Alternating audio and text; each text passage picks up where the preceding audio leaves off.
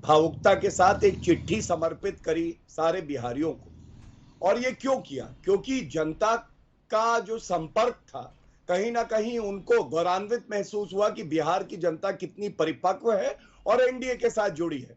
और मैं आपके चैनल में पिछली बार भी पूछ रहा था कि कांग्रेस की अध्यक्षा कब जाएंगी रूबरू होने। अब तो चुनाव प्रचार भी खत्म हो गए, लेकिन वो गई नहीं।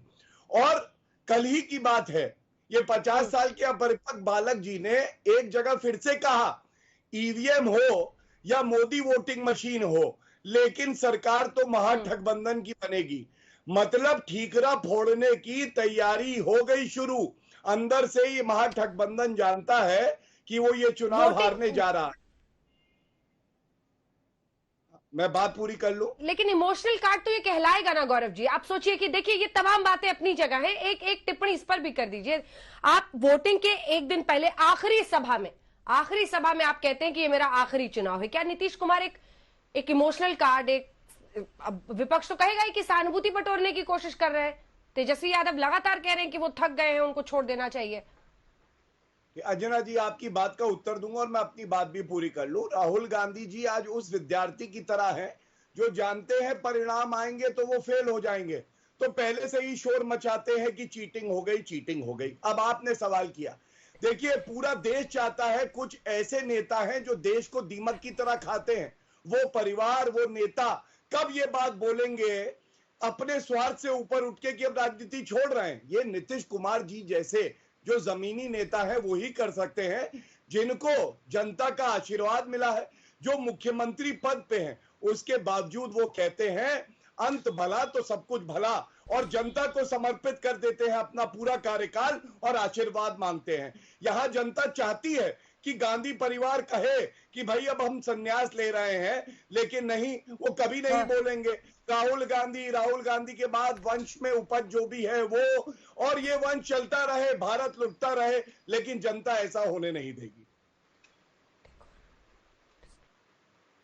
सुप्रिया श्रीनेत, देखिए बीजेपी पर जाने का ये फायदा होता है कि फौरन वो मामला तेजस्वी यादव, चिराग पासवान सबसे बुलाकर राहुल गांधी पर आ जाता है।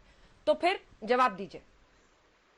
मुझे तो कभी कभी लगता है कि अगर राहुल जी का नाम ना ले तो इन लोगों की राजनीति कैसे चलेगी? बेचारे बोलेंगे क्या? इनके पास बोलने के लिए क्या रहेगा? कोई मुद्दे ही नहीं बचेंगे। देखिए ऐसा है अंजना जी, नीतीश बाबू 3 बार बिहार के चीफ मिनिस्टर रहे हैं। एक पद की गरिमा होती है, एक पद की मर्यादा होती है, हम उनका सम्मान करते हैं, लेकिन ये तरकश में आखिरी तीर था। पर ये तीर जो है ना, ये निशाने पर नहीं लगेगा, क्योंकि जो युद्ध था वो समाप्त हो चुका है। और युद्ध था बिहार की लड़ाई, बिहार की जंग, बिहार के लोगों का विश्वास प्राप्त करना।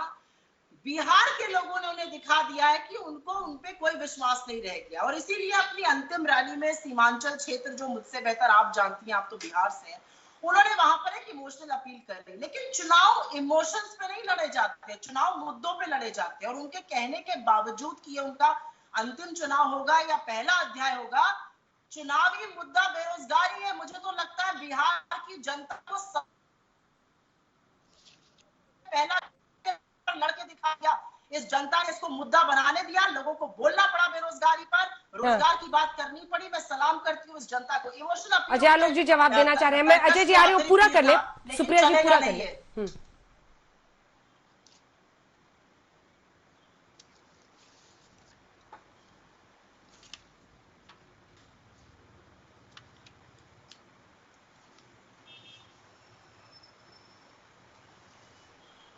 मैं आ सकता हूँ? सुप्रिया जी आपकी आवाज कट गई है। सुप्रिया श्रीनेत,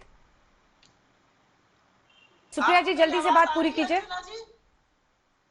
मुझे सिर्फ इतना कहना है कि ये बीच में कट गई थी, अब आ रही है, आप अपनी बात पूरी कीजिए। हाँ।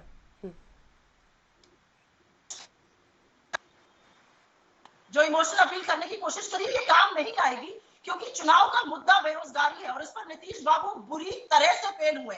इस पर भाजपा, उनकी एलाई बुरी तरह से फेल हुई है। और बिहार का युवा जान चुका है कि आने वाला भविष्य महागठबंधन सुनहरा बनाएगा और वो हमारे साथ खड़े हैं। ठीक है अरविंद वाजपेयी जी, आप तो बहुत खुश होंगे सुन के। अजय जी इसके बाद जवाब दे दीजिएगा। अंजना जी, वो मुहावरा सुना आपने, मरता क्या ना करता? हम्म। नहीं, बताइए, वो मरता क्या ना करता वाली सिचुएशन है। हताश है, निराश है, फ्रस्ट्रेशन में है, तो क्या करेगा आदमी? सारे प्रयास कर रहे हैं ना, पत्थर पड़ रहे हैं तो भी कह रहे हैं कि मारो पत्थर और मारो पत्थर। माला पड़ रही है प्याज की तो कह रहे हैं और फेंकिए और फेंकिए। देखिए, उनको मालूम पड़ गया है कि हम अब मुख्यमंत्री नहीं बनने वाले, इसलिए उन्होंने अंतिम प्रयास किया है। अंतिम प्रयास किया इस बात का कि शायद इमोशनल कार्ड खेलने से शायद कुछ वोट मिल जाए हमको। लेकिन हम ये पूछते हैं, ये क्या क्या कारण क्या है इसके पीछे कि वो हर कीमत में मुख्यमंत्री बनना चाहते हैं? आपको मालूम है कारण क्या है? कारण है जेल की सलाखें, कारण है भ्रष्टाचार। भ्रष्टाचार प्रधानमंत्री ने गिनाए थे 30 भ्रष्टाचार, कुछ नहीं हुआ उनका।